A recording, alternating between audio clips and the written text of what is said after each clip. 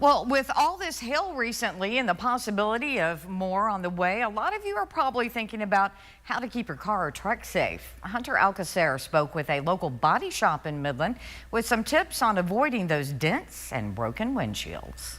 The most obvious way to protect your car is to do things like put it in the garage or park under cover.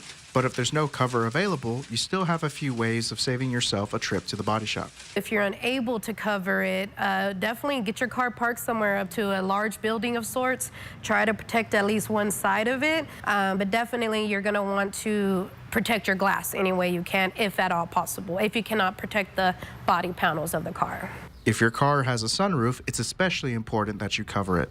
I just think a lot of people don't realize when you have a sunroof that that's a big area to protect, because when you have something pounding on the top of your car on the roof up there and you have a sunroof glass, and if it's a newer model or older model, it has a very thin seal up there, so you want to try to layer something over the top of that if you don't have anywhere to protect your vehicle. Another common spot people use to park their cars are under trees.